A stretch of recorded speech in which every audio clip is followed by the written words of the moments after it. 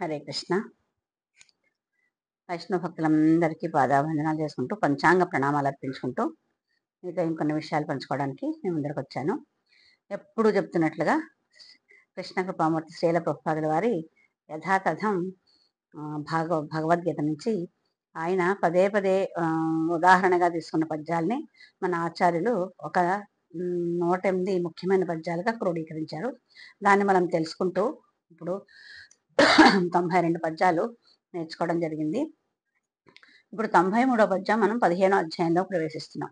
15వ అధ్యాయంలో 20 శ్లోకాలు ఉన్నాయి.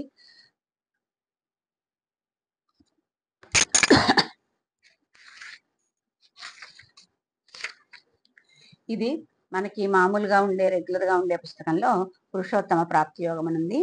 ఈయనేమో పురుషోత్తమ యోగం అని ప్రభుపాదుల వారు మనకి ఈ అధ్యాయానికి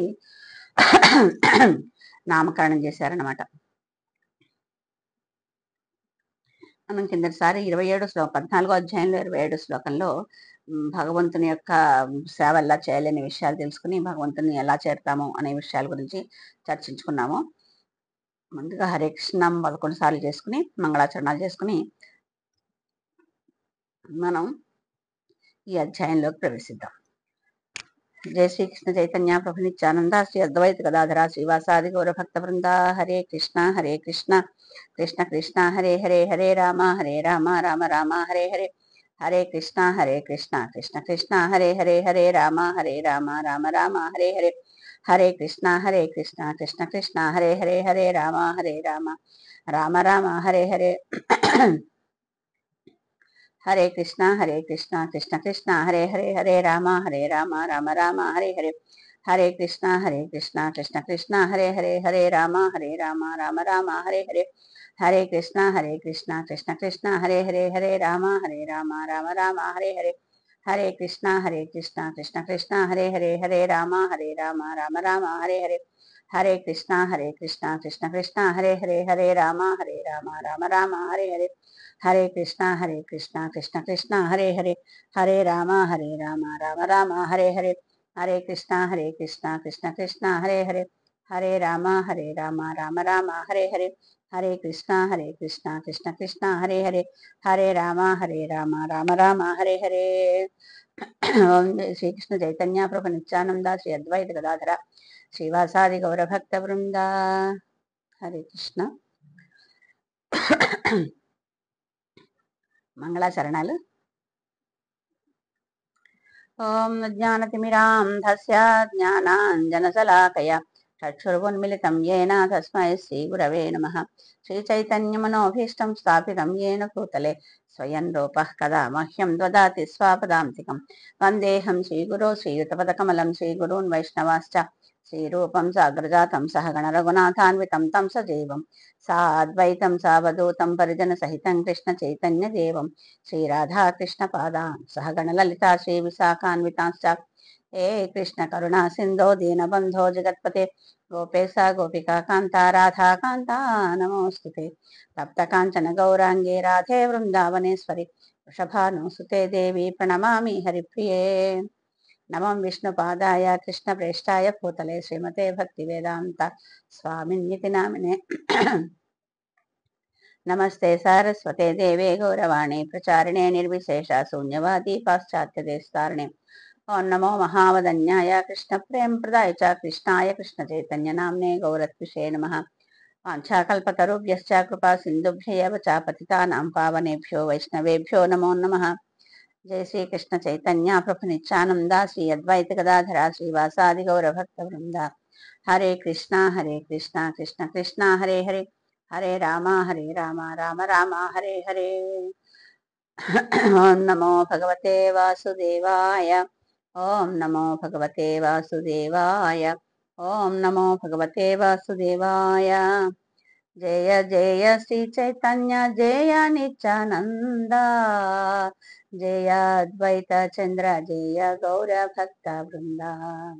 జయ జయ శ్రీ చైతన్య జయ నిత్యానంద జయ అద్వైత చంద్ర జయ గౌర భక్త బృంద. జయ జయ శ్రీ చైతన్య జయ నిత్యానంద జయ అద్వైత చంద్ర జయ గౌర భక్త బృంద. హరే కృష్ణ కృష్ణ కృష్ణ హరే హరే హరే రామ రామ రామ హరే హరే. మూకం కరోతి వాచాలం భంగుం లంఘాయతే గిరిం యత్పాదమహం వందే శ్రీగురుం దీనతారణం పరమానంద మాధవం శ్రీ చైతన్య ఈశ్వరం. హరే కృష్ణ కృష్ణ కృష్ణ హరే హరే హరే రామ రామ రామ హరే హరే. హరే కృష్ణ. ముందుగా శిక్షా గురువులందరికీ మనం పంచాంగ ప్రణామాలు అర్పించుకుంటూ శ్రీకేశ్ దాస్ ప్రభుజీ, రఘునాథపురి ప్రభుజీ, గోవర్ధన్ గిరిదాస్ ప్రభుజీ, రేవతి మాతాజీ, రసరాణి మాతాజీ వీళ్ళందరికీ పంచాంగ ప్రణామాలు అర్పించుకుంటూ నా కృతజ్ఞతలు తెలియజేసుకుంటూ మీతో ఇంకొన్ని విషయాలు పంచుకోవడానికి వచ్చాను. మనం అనుకున్నట్లుగా మనం ఇప్పుడు 14 అధ్యాయాలు పూర్తి చేసుకుని 15వ అధ్యాయంలో ప్రవేశించాము. 15వ అధ్యాయంలో 20 శ్లోకాలు ఉన్నాయి. 20 శ్లోకాల్లో మనకి ఇంపార్టెంట్ శ్లోకాలు ఓన్లీ 5 ఉన్నాయి. 5, 6, 7, 15, 19 5 శ్లోకాలు ఉన్నాయి. అయితే దీని గురించి గౌరాంగ దర్శన్ దాస్ ప్రభుజీ ఏమంటున్నారు తెలుసుకుని, అంటే ఆయన మనకి ఏ పద్యాల్లో ఏ శ్లోకాల్లో ఏ విషయాల గురించి చర్చించారు అనే విషయం గురించి టూకీగా ప్రభుజీ చెప్తారు కదా, అది మనం తెలుసుకుని మనం ఈ 15వ అధ్యాయంలో ఏ ఇంపార్టెంట్ శ్లోకాల్లోకి ప్రవేశిద్దాము. అయితే ప్రభుజీ ఏమంటున్నారంటే 1 నుంచి 6 శ్లోకాల వరకు అనాసక్తి మరియు శరణాగతితో భౌతిక ప్రపంచం నుండి ఆధ్యాత్మిక ప్రపంచంలోకి వెళ్ళేదట్లాగా 1, 2 అందులో ఆ మెయిన్ దాంట్లో 1, 2 శ్లోకాల్లో ఈ భౌతిక జగత్తు తలకిందులుగా ఉన్న ఒక అశ్వత్థ వృక్షము, వృక్ష శాఖలు వివిధములైన గ్రహములుగాను త్రిగుణములుగాను నీటిచే పోషించబడతాయి. నీరు పోయు విధానం అనమాట. మనం వేళకే నీరు పోస్తాం కదా, అలాగా చిగురుటాకులు ఇంద్రియార్థములు మరియు దాని ద్వితీయ వ్రేళ్లు కామికర్మలకు సంబంధించినవి. ఈ విషయాల గురించి 1, 2 శ్లోకాల్లో చెప్తే 3 నుంచి 6 శ్లోకాల వరకు భౌతిక ప్రపంచం అనబడే ఈ వృక్షమును అనాసక్తి అసంగ శస్త్రము అను గొడ్డలతో ఛేదింపవలెను మరియు పరమపురుషుని శరణు వేడవలేను. ఆ విధముగా ఆధ్యాత్మిక ప్రపంచమును పొందవలేను.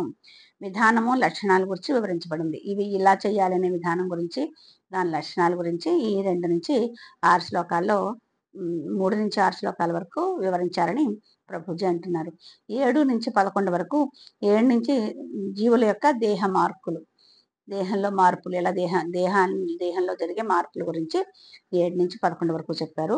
అందులో 7, 8, 9 జీవులందరూ శ్రీకృష్ణుని శాశ్వతాంశలు కానీ బద్ధ జీవనము కారణముగా పంచేంద్రియములు మరియు మనస్సుతో కలిపి తీవ్ర సంఘర్షణకు గురి అవుతున్నారు. ఆ విధముగా దేహములను మార్పు చేసుకొనిచున్నారు. దేహంలో మార్పు ఎలా వస్తుందనే విషయం గురించి 7, 8, 9లో చెప్తే 10, 11 శ్లోకాల్లో జీవుల యొక్క దేహ మార్పులను ఎవరు చూడగలరు మరియు ఎవరు చూడలేరు ఈ విషయం గురించి వివరించారంటున్నారు.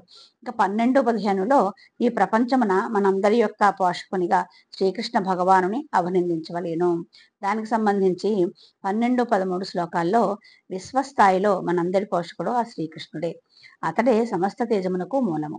జీవనోపాధికి మరియు సమస్త ఔషధులకు జీవరసములకు కూడా అతడే మూలము అని 12, 13 చెప్తే 14, 15లో సర్వజీవుల వ్యక్తిగత పోషకుడు, జఠరాగ్ని ద్వారా ఆహార పదార్థములను జీర్ణము చేయుచున్నవాడు మరియు సర్వజీవుల హృదయమునందున్నవాడు ఆ శ్రీకృష్ణుడే అనే విషయం 14, 15 శ్లోకాల్లో తెలియజేశారంటున్నారు.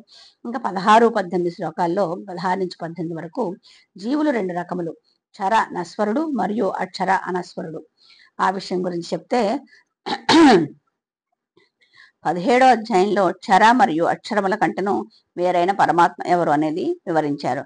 18వ శ్లోకంలో శ్రీకృష్ణ భగవానుడే దేవాది దేవుడు అనే విషయం గురించి మనకి వివరంగా చెప్పారు.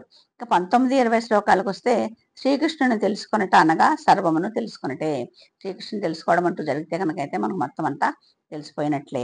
దాన్ని ఏ విధంగా వర్ణిస్తున్నారంటే, శ్రీకృష్ణుని తెలుసుకొనట వలన మానవుడు భక్తి యందు స్థిరముగా నెలకొని ఉండును. దీనిని అవగాహన చేసుకున్నవాడు జ్ఞానమును, ఆత్మానుభూతిని మరియు పూర్ణత్వమును పొందును అని ఈ 19-20 శ్లోకాల్లో చెప్తున్నారు. మొత్తం ఈ అధ్యాయంలో జరిగే చెప్పబడిన విషయాలు ఇవన్నీ అన్నమాట.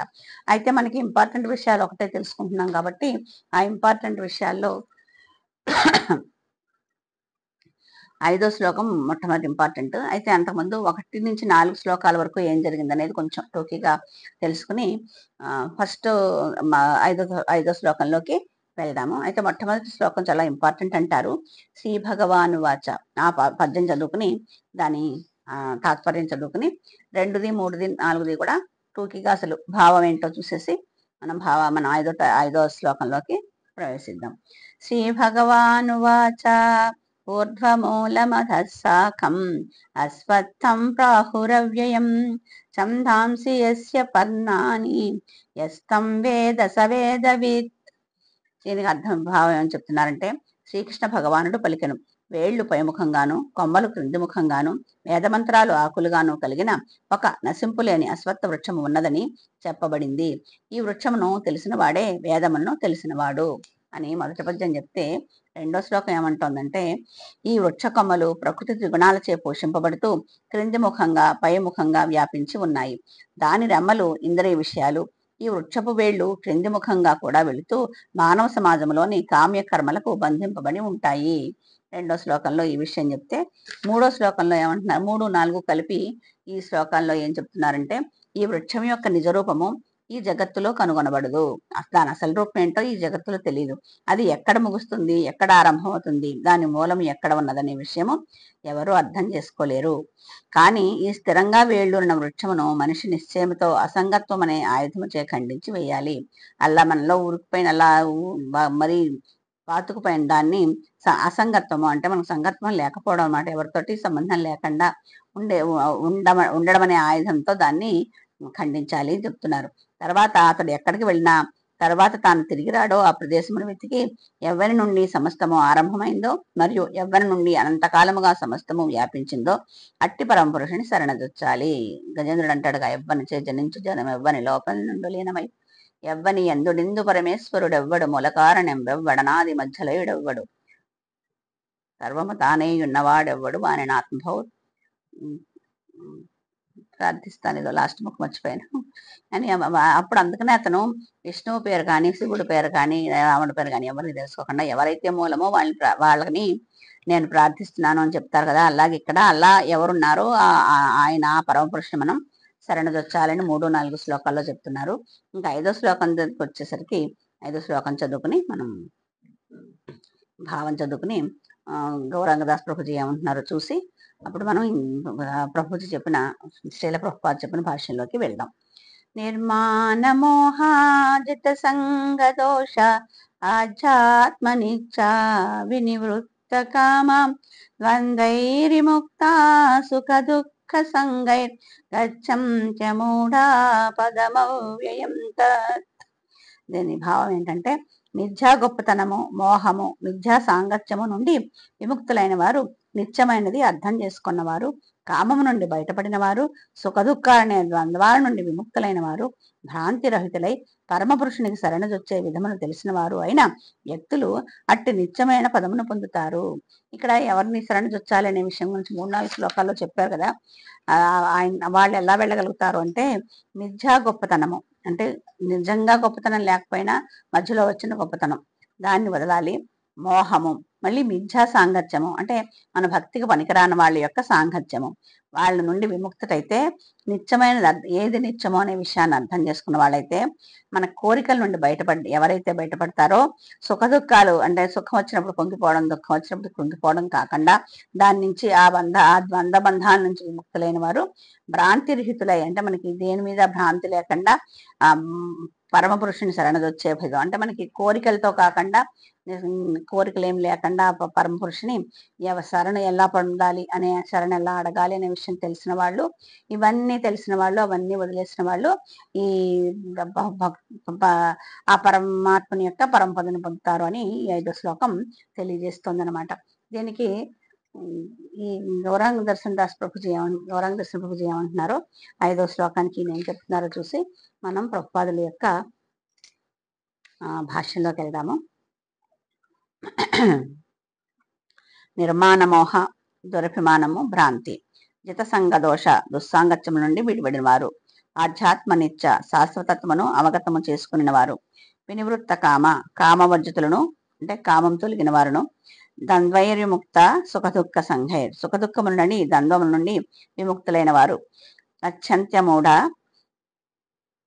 పదమవ్యయం తత్ భ్రాంతిరహితులై ఏ విధముగా దేవాది దేవుని శరణు వేడుకోవలియునో ఎరిగిన మానవులు అట్టి శాశ్వత రాజ్యమును పొందగలుగుదురు అని ప్రభుజీ చెప్తుంటే నా శ్రీల ప్రభుపాదుల వారు ఏమంటున్నారో ఒకసారి చూద్దాం. భాష్యంలో ఏమంటున్నారో, శరణాగత విధానము ఇక్కడ చాలా చక్కగా వివరించబడింది. మనిషి గర్వంతో మోహితుడు కాకపోవడము దానికి మొట్టమొదటి యోగ్యత. ఫస్ట్ మనుషులకు కావాల్సింది ఏంటంటే భగవాన్ చేరాలి అని కోరుకునేటప్పుడు మొట్టమొదటగా మనకు కావాల్సింది ఏంటంటే గర్వం మనకి ఇంత ఉంది అనే గర్వం వల్ల మోహాన్ని వీడిపడవాలంటే నా వల్లే ఇదంతా వచ్చింది, నేనే ఇది చేస్తున్నాను, నాకే ఇంత డబ్బు ఉంది, నాకే ఇంత చదువు ఉంది, నేనే ఇంత పెద్ద ఉద్యోగం చేస్తున్నాను అని ఆ పదవి వల్ల ఆ గర్వంతో గర్వాన్ని ఎక్కువ పెంచేసుకుంటూ పోతే దాని నుంచి విడిపడ్డమే, ఆ గర్వం నుంచి, ఆ గర్వం అనే మోహాన్ని నుంచి, గర్వం మనం పెంచుకుంటూ పోయే దాని నుంచి విడివడి ఉండడమే దానికి మొట్టమొదట యోగ్యత అని ప్రభుపాదుల వారు అంటున్నారు.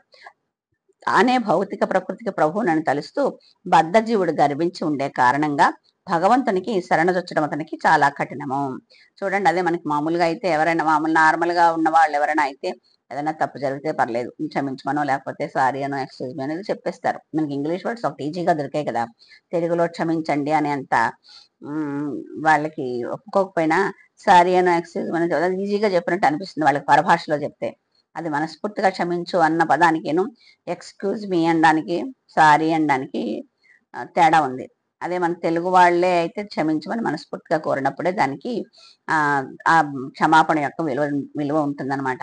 అలాగా అది కానీ ఈ గర్వంతో ఉన్న వాళ్ళు నాకు అవన్నీ ఉన్నాయి, నేను ఇంత పదవిలో ఉన్నాను, లేకపోతే నాకు ఇంత ధనం ఉంది, నాకేమిటి అనుకునే ఆ గర్వంతో ఉన్న వాళ్ళు ఏదైనా తప్పు జరిగినా కూడా ఎవరి దగ్గర ఒప్పుకోరు. అలా కాకుండా అంతేకాకుండా భగవంతుడి దగ్గర శరణు వేయడం కూడా, ఆ భగవంతునికి శరణు వేయడం కూడా అంతగా వాళ్ళకి నచ్చదనమాట. ఎందుకంటే వాళ్ళకి అవసరమేం లేదు, కష్టాల్లో లేరు, డబ్బులు బోళ్ళు ఉన్నాయి, విద్య బోళ్ళు ఉంది, ఇవన్నీ ఉన్నప్పుడు భగవంతుని అవసరం లేదని వాళ్ళు అనుకుంటారు. ఎటొచ్చి అసలు వాళ్ళు అబ్జర్వ్ చేయవలసింది ఏంటంటే ఇవన్నీ భగవంతుని వల్లే నాకు వచ్చాయి అనే విషయాన్ని వాళ్ళు మర్చిపోయి, నేనే ఇవన్నీ సంపాదించుకున్నాను, నా కష్టఫలమే, నేను కష్టపడితే కదా వచ్చింది, భగవంతుడు ఊరికే ఇచ్చాడా, నేను కష్టపడకుండా అయితే ఇవ్వలేదు కదా అని భావిస్తారు. కానీ నిజంగా చూడండి, కొంతమందికి ఎంతో కష్టపడుతూ ఉంటారు కానీ వాళ్ళకి కావాల్సిన ప్రతిఫలం దొరకదు. ఎప్పుడు అందుకు మరి అది భగవంతుని దయ లేదు కాబట్టి, వాళ్ళ కర్మానుసారం వాళ్ళకి ఎంత పొందాలి అనేది ఆల్రెడీ రాసి పెట్టి ఉంటుంది కాబట్టి వాళ్ళ కష్టం పడినా కూడా వాళ్ళకి ఎంత అందాలో అంతే అందుతుంది. అలాగే ఈ ఉన్న వాళ్ళందరూ మా అంతటా మేమే చేసుకున్నాము అనే గర్వంతో భగవంతుని శరణ అడగడానికి కూడా వాళ్ళకి ఇబ్బందిగానే ఉంటుంది అంటున్నారు.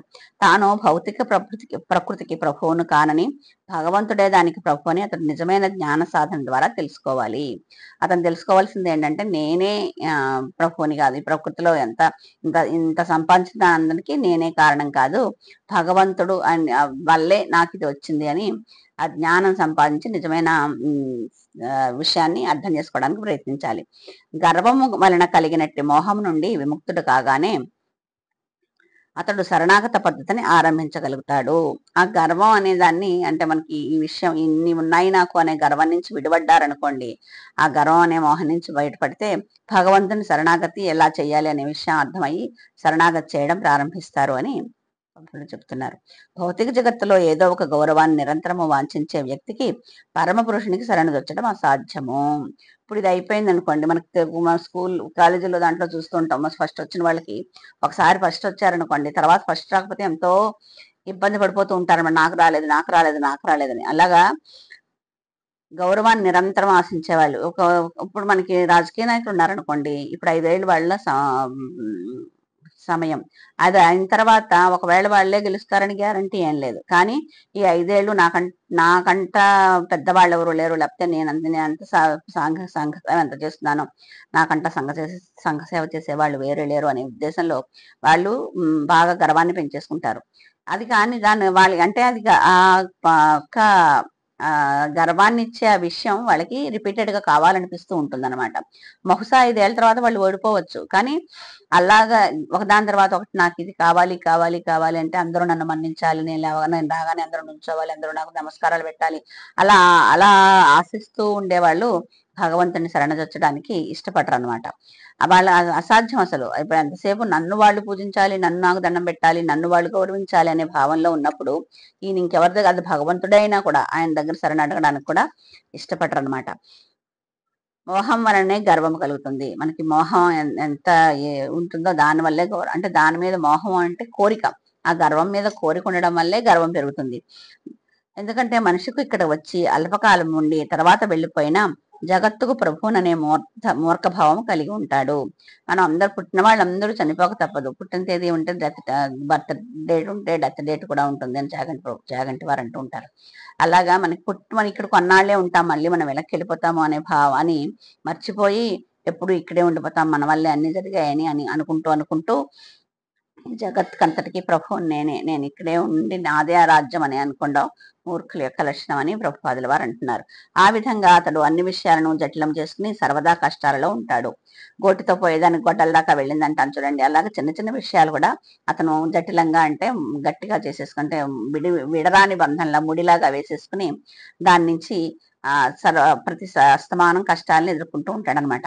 ప్రపంచం మొత్తం ఈ భావంలోనే నడుస్తుంది. మొత్తం ప్రపంచం అంతా అలాగే నడుస్తుంది. ఎవరికన్నా వాళ్ళకి ఇంటికి నేను యజమాని అని ఇంటి వాళ్ళు అనుకుంటే, ఊరికి యజమాని అని పంచాయతీ వాళ్ళు అనుకుంటే, ఎమ్మెల్యేలు ఎంపీలు అందరూ ఎవరు పరిధిలో వాళ్ళు నేనే గొప్ప అంటే నేనే గొప్ప అనే భావం మొత్తం ప్రపంచం అంతా కూడా అలాగే వ్యాపించిపోయింది అని ప్రభుపాదుల వారు అంటున్నారు.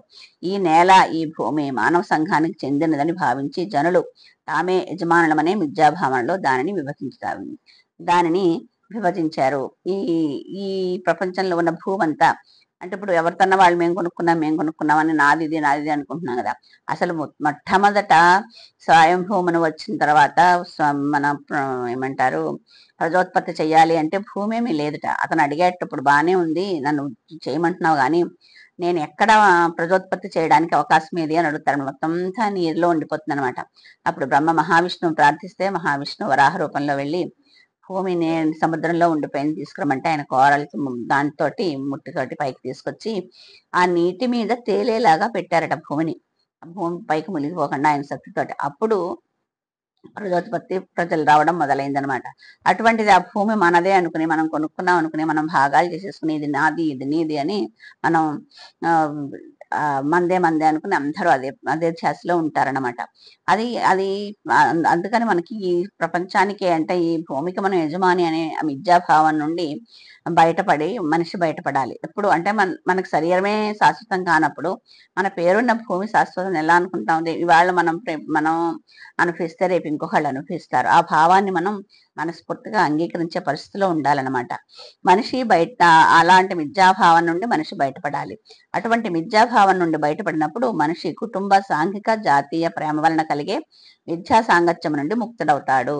మనకు ఆ మోహం అంటూ ఒకసారి పోయిందనుకోండి, మన కుటుంబంలో వాళ్ళందరూ శాశ్వతం అనుకోవడం, మన వాళ్ళకి ఏదైనా జరిగితే బాధపడటం, మన ఇంటి పక్క వాళ్ళకి ఏదైనా జరిగితే బాధపడడం, మన సంఘంలో ఏదైనా జరిగితే బాధపడడం అనే విషయాలన్నింటినీ మనము అవసరమైనప్పుడు సాయం చేస్తాం. ఇంట్లో వాళ్ళని కూడా పోషించాల్సిన బాధ్యత మనది, వండి పెట్టాల్సిన బాధ్యత మనం అంటే ఆ బాధ్యతలు చేస్తాం. కానీ అది ఈ రోజు మనం చేసినా రేపు ఉంటామో ఉండమో తెలియదు. మనం రేపు ఇక్కడే ఉంటామని గ్యారంటీ లేదు అని ఒక భావన మనం అశాశ్వతము ఈ ప్రపంచంలో అని తెలుసుకున్నట్టయితే కనుకైతే ఆ భావన వేరే ఉంటుంది. ఆ భావన వేరే ఉండి అప్పుడు చేసే పనులు వేరేగా ఉంటాయి అనమాట. అందుకని మనం దుఃఖాన్ని నుంచి దూరం అవుతాం. అలా అయితే ఈ మిథ్యా సాంగత్యాలే మనిషిని భౌతిక జగత్తుకు బంధ్యం చేస్తాయి.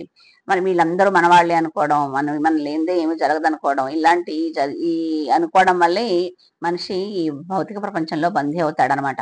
ఇది వరకు లాస్ట్ 2 ఎపిసోడ్ల ముందర హనుమంతుల వారి గురించి చెప్పాను చూడండి. లంకలో ఆయన వెళ్ళినప్పుడు ఏం జరిగిందో అవన్నీ నేనే అనుకున్నప్పుడు నేను లేకపోతే ఇలాగా రావణాసురుడు సీతమ్మని ఏదో చేయబోతుంటే నేను వెళ్ళి చంపేయాలని అంతలో మండోదర ఆపుతుంది. అప్పుడు అనుకుంటాడు కదా, నీ నీ విద్య నీకే తెలుసు రామచంద్ర, ఎవరైతే ఆమెని వధిస్తామనుకుంటున్నారో అతని భార్య చేతే ఆమెను కాపాడలా చేసావు అని అంటారు కదా. అలాగా మనమే అన్నిటికీ ఉన్నాం అనుకోవడం కాదు, అన్నిటికీ భగవంతుడే ఉన్నాడు అని అనుకోవాలన్నమాట. ఏది నిజంగా తనది కాదు అనే జ్ఞానాన్ని అతను నేర్చుకోవాలి. ఇది ఏది మనది ఏది కాదు అనేది ఆలోచించి ఆ విధంగా మనం ప్రవర్తించడానికి ప్రయత్నించాలన్నమాట. అన్ని విషయాలు యథాతథంగా అర్థం చేసుకున్నప్పుడు అతడు సుఖదుఖాలు, ప్రీతి తాపాలు వంటి సమస్త ద్వంద్వాల నుండి ముక్తుడవుతాడు. ఇలా ఉన్నప్పుడే మనకి అవన్నీ అర్థం చేసుకోవడానికి ప్రయత్నించి మనం దానిలో కొంచెం సాధన చేస్తే కనుకైతే అప్పుడు ఈ సుఖదుఖాల గురించి, శీతాకాలం వేడి చలవ గురించి దాని ద్వంద్వాల నుండి ముక్తవుతాం అనమాట. మనం ఎంతో ప్రయత్నం చేస్తున్నా కూడా వేసవికాలం అమ్మ ఎంత ఎండగా ఉందో, అబ్బాయి ఎడ చాలా ఎండగా ఉంది అంటాం. అదే వర్షాలు పడుతున్నాయి అనుకోండి, వరుసగా 5 రోజులు వర్షం పడ్డా అనుకోండి, అబ్బాయి ఏం వర్షమో బాబోయ్ అసలు బయటకు వెళ్ళడానికే లేకుండా ఉందంటాం. అయిపోయిందా ఎండాకాలం, వర్షాకాలం అయిపోయిందా, శీతాకాలం వస్తుంది. శీతాకాలం రాగానే అబ్బా వర్షాలు తగ్గేలే పర్లేదంటాం మొదట్లో కొంచెంగా ఉన్నప్పుడు. అదే కొంచెం ఎక్కువైంది అనుకోండి, వర్షాలు ఎక్కువగా ఉంటే చలి కూడా ఎక్కువగా ఉంటుంది. ఇంకా అప్పుడు చూడండి, ఇంకా అబ్బాయి ఏం శీతాకాలం బాబు, ఏదైనా కానీ అసలు ఎండాకాలం ఒక్కటే మంచిది. శీతాకాలం స్వెట్టర్లు వేసుకోవాలి, వర్షాకాలం గొడిగేసుకోవాలి, ఎండాకాలమే మంచిది, ఎంత బాగుంటుందో, హాయిగా ఉంటుంది, ఆరోగ్యంగా ఉంటుందంటాం. మళ్ళీ ఎండాకాలం వస్తే ఏమంటాం, ఇంత ఎండలా ఏం బారో, ప్రతి ఏడాది పెరిగిపోతుంది ఎండలు, ఎంతెంత పెరిగిపోతున్నాయో బాబోయ్ అని. మనం ఏది ఆనందంగా అనుభవించాం. మనం పుట్టినప్పటి నుంచి తెలుసు వేసవికాలం తర్వాత వర్షాకాలం, వర్షాకాలం తర్వాత శీతాకాలం వస్తుందని మనకి జ్ఞానం వచ్చినప్పటి నుంచి, మనకు ఊహ వచ్చినప్పటి నుంచి తెలుసు. ఎందుకంటే వేసవికాలం సెలవులు ఇస్తారు, వర్షాకాలంలో గొడుగులు వేసుకున్నాం, 1 వారం రైన్ కోట్ వేసుకున్న స్కూల్కి వెళ్తాము, శీతాకాలంలో ఏమో స్వెట్టర్లు వేసుకుంటాము, ఇవన్నీ సీతాఫలాలు తింటాము, ఇవన్నీ తెలుసు మనకు. పుట్టినప్పుడు మంచిగా మనకు కొంచెం జ్ఞానం వచ్చినప్పటి నుంచి ఈ వరుసగా ఈ కాలాలు ఒకటాని తర్వాత ఒకటి వస్తాయని తెలుసు. అయినా కూడా ఏ కాలాన్ని కూడా ఈ టైంలో ఇది ఇలాగే ఉంటుంది, ఇది మనకి ఇది ఉంటేనే మన ఆరోగ్యానికి మంచిది, లేకపోతే మనకి ఇది ఉంటేనే మనకి పంటలు పండుతాయి, ఇలా ఉంటేనే మనకి తిండి దొరుకుతుంది, ఇలా ఉంటేనే ప్రపంచం బాగుంటుంది అని ఏ ఒక్కరైనా ఏ ఒక్క కాలమైనా ఆనందంగా అనిపిస్తున్నామంటారా? మానవులు అలా చెయ్యరు. అయిపోయిందే, జరిగిపోయిందే బాగుంది అంటారు అంతసేపు. వర్షాకాలమే బాగుందని వర్షాకాలంలో అంటాం, శీతాకాలంలో చలిగా ఉంటే అబ్బా వర్షాకాలంలో ఏదో గొడిగేసుకునే వెళ్ళొచ్చు, కానీ శీతాకాలం అంతా చలి, శరీరం అంతా బిగుసుకుపోతుంది, శరీరం అంతా పాడైపోతుంది, అందం పోతుంది, ఇంకెన్నో ఎన్నో ఎన్నో ఎన్నో అలా ఉంటాం అనమాట. అందుకని అలా కాకుండా మనం అసలు ఏది మిథ్య ఏది మిథ్య కాదు అనే విషయం, మనం ఏది మనది ఏది మనది కాదు అనే విషయం మీద కొంచెం కాన్సన్ట్రేట్ చేస్తే కనుకైతే దీని నుంచి మనం ఈజీగా విడిపడడానికి అవకాశం ఉంటుందన్నమాట. అలా ద్వంద్వాల నుంచి విడిపడినప్పుడే జ్ఞానపూర్ణుడై దేవాదేవునికి శరణం పొందడం అనేది సాధ్యపడుతుంది అని ఈ 5వ శ్లోకంలో చెప్తున్నారు. ఇది 5వ శ్లోకం మనం పూర్తి చేసుకున్నాము. ఇది మనం ఏమంటారు, నవరాత్రులు ప్రారంభమయ్యాయి కదా. నవరాత్రుల్లో మన దేవి పేర్ల గురించేను ఏమేమి నామాలు చదవాలనే విషయం గురించి ఒకసారి కొంచెం తెలుసుకోవడానికి ప్రయత్నిద్దాము. నవరాత్రులు నవదుర్గలు కదా, నవదుర్గలకి యొక్క ఆధ్యాత్మిక విశిష్టతలు అని 9 పేర్లు, అమ్మవారి పేర్లు ఏంటి, అప్పుడు దాన్ని ఆ పేరు యొక్క అమ్మవారి యొక్క లక్షణం ఏంటి అనే విషయాలు కొన్ని తెలుసుకోవడానికి ప్రయత్నిద్దాము. మొదటిది శైలపుత్రిట. ఆధ్యాత్మిక సాధన మనలో ఉన్న అజ్ఞానాన్ని తొలగించును అని తెలియజేసేదే శైలపుత్రి. శైలపుత్రికి పూజలు చేస్తే కనుకైతే మనం ఆధ్యాత్మికంగా సాధన చేసినప్పుడు మనలో అజ్ఞానం తొలగిపోతుంది అనే దానికి ఉదాహరణ శైలపుత్రిట. ఆమెను పూజిస్తే ఆమె చెప్తుంది ఈ విషయం మనకి. బ్రహ్మచారిణి అంటే నిరంతరం బ్రహ్మతత్వంతో, అంటే శూన్యంతో, మూలాత్మతో అనుసంధానం అయి ఉండవని తెలియచేసేదే బ్రహ్మచారిణి తత్వం. బ్రహ్మచారిణి తత్వం ఇది. చంద్రఘంట అంటే ఎవరైతే మనస్సు నియంత్రణ కలిగి ఉంటారో వారికి త్రినేత్ర దృష్టి ప్రాప్తిస్తుంది అని తెలియజేసే తత్వమే చంద్రఘంట.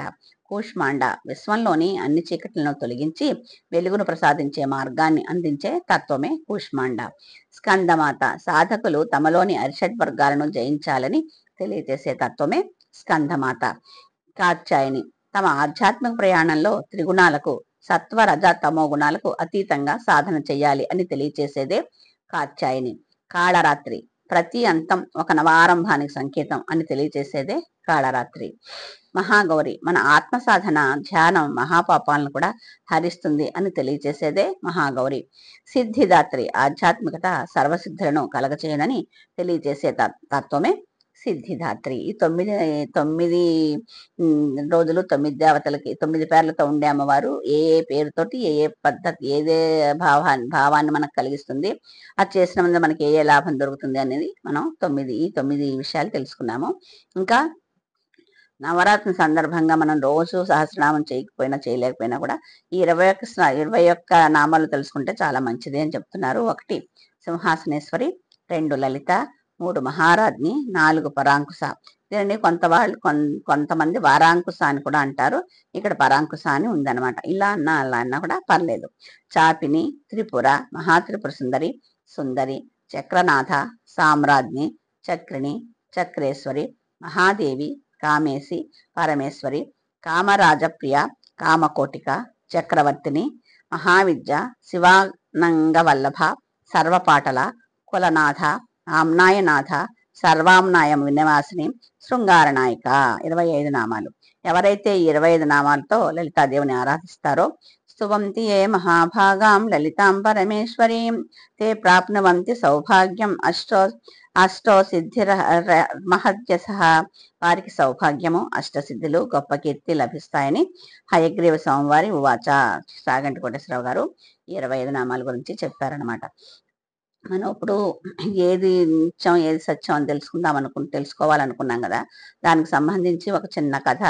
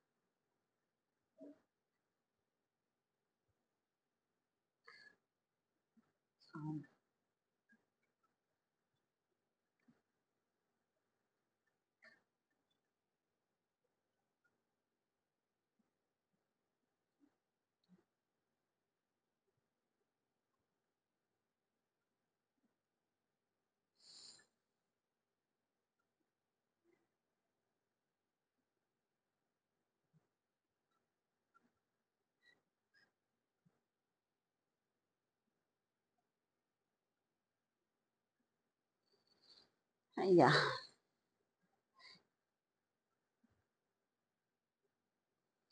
కనిపించలేదు కానీ పేర్లు గుర్తులేవు. నేను చెప్పడానికి ప్రయత్నిస్తాను కథ.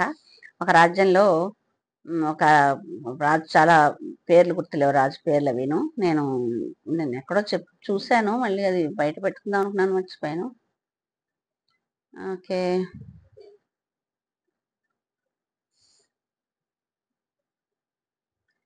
హరే కృష్ణ. అయితే ఒక దేశంలో ఒక రాజ్యంలో ఒక రాజు ఉంటాడు. అతనికి ఒక కుమారుడు ఉంటాడు అనమాట. ఆ కుమారుని రాజు ఎంతో బాగా పెంచుతూ ఉంటాడు. ఎందుకంటే తన తర్వాత రాజు అతనే అవ్వాలి కదా, అందుకని ఆ రాజు కొడుకుని చాలా నీతి నియమాలతో పెంచుతూ ఉంటాడు అనమాట. అయితే అది పూర్తిగా కరెక్ట్గా పేర్లతో చెప్పాలంటే నేను చూస్తే కానీ చెప్పలేను. సారీ, మళ్ళీ ఎపిసోడ్లో చెప్తాను. మళ్ళీ ఇంకో ఎపిసోడ్లో చెప్తాను నేను. అది ఎందుకంటే భగవద్గీతను అర్థం చేసుకున్న వాళ్ళు ఎలా ప్రవర్తిస్తారు అనే విషయం గురించి చెప్పారు. అది వాళ్ళు ఏ ఏ మాటలు కరెక్ట్గా చెప్పారు అనేది నేను దాంట్లో చూస్తే కానీ చెప్పలేనేమో.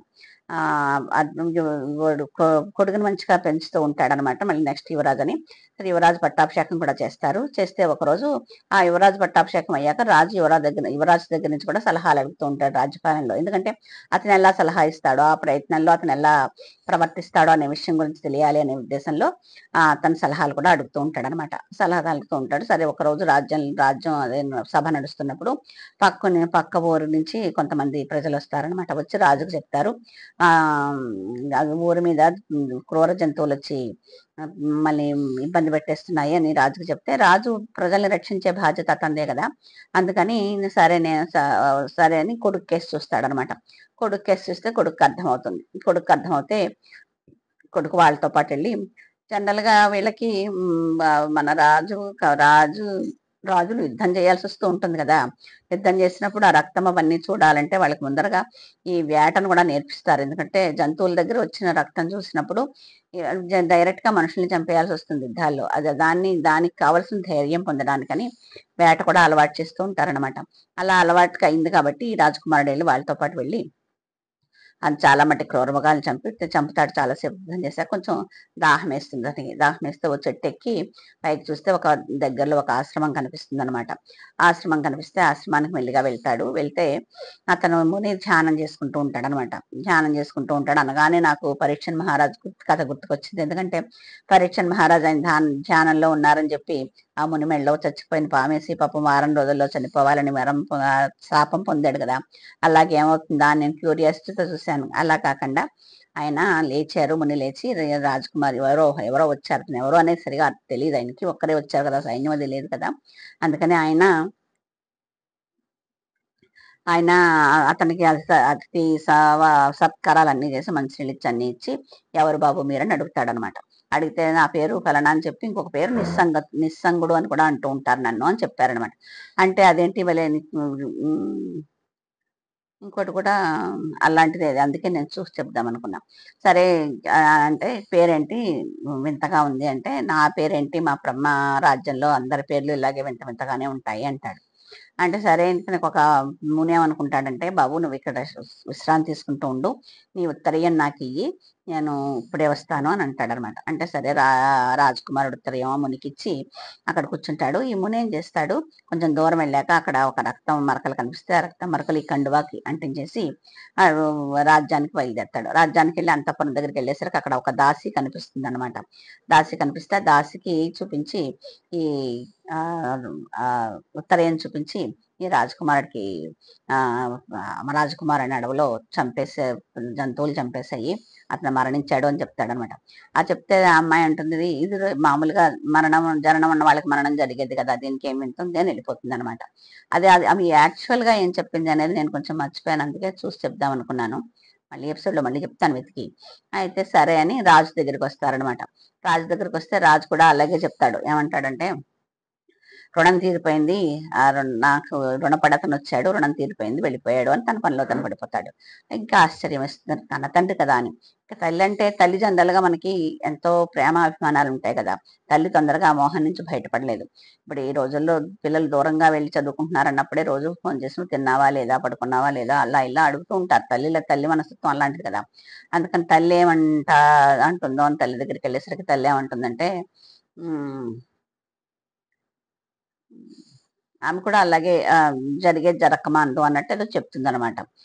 ఆ చెట్టు మీద బోర్లు పక్షులు వస్తూ ఉంటాయి రోజును. రాత్రి వచ్చి వాళ్తూ ఉంటాయి. పొద్దున్నేమో ఎగిరిపోతాయి. మళ్ళీ ఇంకెక్కడి నుంచో వచ్చి ఆ చెట్టు మీద పెడతాయి. అంతే, అది సహజం కదా. చెట్టు అన్నాక పక్షులు రాను వస్తాయి, పోను పోతాయి అనుకుని ఆమె పనిలో పడిపోతుంది. ఇదేదో ఇంకా ఇదిగా ఉంది. తల్లి అలా అనగలిగిందా అని ఇంకా భార్య దగ్గరికి వెళ్తాడు. భార్య దగ్గరికి వెళ్తే భార్యకి చూపించమ్మా, నీ భర్త చనిపోయారు ఆ అడవిలోను. ఆ ఆయన ఉత్తరం తీసుకొచ్చాను మీకు చూపించడానికి అంటే, ఆమె ఒకసారి ఉత్తరం కేసి చూసి, నదిలో చాలా దొంగలు అవి కొట్టుకెళ్తూ ఉంటాయి కదా. కొట్టుకెళ్ళినప్పుడు ఒక దొంగ తీరం చేరిపోతుంది దగ్గరగా ఉంటే, ఇంకో దొంగ వెళ్ళిపోతూ ఉంటుంది. ఇందులో ఆశ్చర్యపోవాల్సింది ఏముంది, నదిలో దొంగలు కొట్టుకుంటున్నాయి అన్నప్పుడు సహజమే కదా అంటుంది. ఇంకెతనికి ఇంకెవరిని అడగాల్సిన అవసరం లేదు అనుకుని మళ్ళీ వచ్చేసి ఆ రాజకుమారి దగ్గరికి వచ్చేసి రాజకుమార్ చెప్తాడు, మీ మీ రాజ్యం మీద శత్రువులు దండయాత్ర చేశారు, వాళ్ళు మీ తల్లిదండ్రులు ఇద్దరిని బంధించారు అని చెప్తాడనమాట. అంటే రాజకుమారుడు అంటాడు, అది రాజ్యం అన్నాక అందరూ అస్తమానం ఒక్కళ్ళే పరిపాలించరు కదా, ఎప్పుడు ఏది జరగాలో భగవంతుడే నిర్ణయిస్తాడు అంటాడు. ఇది మాత్రం నాకు సరిగా యాక్చువల్గా కరెక్ట్ గా గుర్తులేదు. మిగతా వాళ్ళు చెప్పిన కారణాలన్నీ బాగానే చెప్పాను, కానీ ఇది ఇతరు కొడుకు తండ్రులు బంధిస్తారన్నప్పుడు ఏం చెప్పారనే సరిగా గుర్తులేదు అని అంటాడనమాట. అంటే ఇంకా రాజుకు అర్థమవుతుంది అసలు ఏంటిది ఇంత ఇదిగా ఉన్నారు వీళ్ళందరూ అని. నిస్సంగత్వే సత్వం నిస్సంగత్వే సత్సంగత్వం, సత్సంగత్వే నిర్మోహత్వే నిశ్చలతత్వం అని ఆ శ్లోకం అతను గుర్తుకొస్తాను అనుకుని, ఇలా ఉండాలి మనుషులు అంటే నేను ఎన్నాళ్ళు ఇక్కడ తపస్సు చేసి కూడా నేను పొందలేకపోయాను ఈ దృష్టిని జ్ఞానాన్ని. వీళ్ళు దేశంలో ఉన్న రాజు ఎంత బాగా వీళ్ళందరినీ తయారు చేశాడు అని చాలా ఆనందపడతాడనమాట. మనం కూడా చేయాల్సింది అదే అనమాట. అలా ఉండగలగాలి. అంటే మనము అంత 100% అలా ఉండలేకపోయినా కూడా కనీసం ప్రయత్నిస్తే ఆవగింజలో 60వ వంతు అంటాం కదా! అలా ప్రవర్తిస్తే అలా కనుక ప్రయత్నిస్తే మన కుటుంబంలో జరగడమే కాకుండా ఎక్కడ ఏం జరిగినా కూడా మనమే ఆదుర్దా పడిపోతూ ఉంటాం కదా! ఆ ఆదుర్దా అనేది తగ్గుతుందేమో. ఎందుకంటే మనకు తెలిసిన వాళ్ళకి ఏదైనా అయినా కూడా మన ఫ్రెండ్స్ ఏదైనా అయినా, మన దూరపు చుట్టాలకి ఏదైనా అయినా అది ఏదో కొంచెం కష్టం వచ్చింది అనేసరికి మనం ఆదుర్దా అంటే అసలు ఎంత టెన్షన్ పడిపోతామో పడిపోతాం. ఇంకా అలాంటిది ఇంట్లో వాళ్ళకి ఏదైనా అయిందంటే ఇంక మనం చూసుకోక్కర్లేదు తల్లకిందులైపోతాం. అలా ఆ భావం నుంచి బయటపడాలంటే ఇంగో ఈ రాజ్యంలో ప్రజలు ఉన్నట్లు మనం ఉండడానికి ప్రయత్నించాలన్నమాట. హరే కృష్ణ. మళ్ళీ ఇంకొన్ని విషయాలతో మీ ముందరకొస్తాను. ఇప్పటివరకు చెప్పిందంతా శ్రీల కృష్ణ కృపామూర్తి శ్రీల ప్రభుపాదుల వారికి అంకితం చేసుకుంటూ, ఇందులో ఏమన్నా చెప్పింది ఏమన్నా మంచుంటే శిక్షా గురువుల యొక్క కరుణాకుట కటాక్షాలు, శ్రీకృష్ణ భగవాను యొక్క కృప, ఏదైనా తప్పేమన్నా అంటే చెప్పడంలో ఏమన్నా మిస్టేక్ ఏదైనా జరిగి పొరపాటు ఏమన్నా జరిగితే అది నా అజ్ఞానం వల్ల జరిగినట్టే. హరే కృష్ణ హరే కృష్ణ. 11 సార్లు కృష్ణనామం చేసుకుని ముగించుకుందాము. జై శ్రీకృష్ణ చైతన్య ప్రభు నిత్యానంద శ్రీ అద్వైత గదాధర శ్రీవాసాది గౌరభక్త బృంద. హరే కృష్ణ కృష్ణ కృష్ణ హరే హరే, హరే రామ రామ రామ హరే హరే, హరే కృష్ణ కృష్ణ కృష్ణ హరే హరే, హరే రామ రామ రామ హరే హరే, హరే కృష్ణ కృష్ణ కృష్ణ హరే హరే, హరే రామ రామ రామ హరే హరే, హరే కృష్ణ కృష్ణ కృష్ణ హరే హరే, హరే రామ రామ రామ హరే హరే, హరే కృష్ణ కృష్ణ కృష్ణ హరే హరే, హరే రామ రామ రామ హరే హరే, హరే కృష్ణ కృష్ణ కృష్ణ హరే హరే, హరే రామ రామ రామ హరే హరే, హరే కృష్ణ కృష్ణ కృష్ణ హరే హరే, హరే రామ రామ రామ హరే హరే, హరే కృష్ణ కృష్ణ కృష్ణ హరే హరే, హరే రామ రామ రామ హరే హరే, హరే కృష్ణ కృష్ణ కృష్ణ హరే హరే, హరే రామ రామ రామ హరే హరే, హరే కృష్ణ కృష్ణ కృష్ణ హరే హరే, హరే రామ రామ రామ హరే హరే,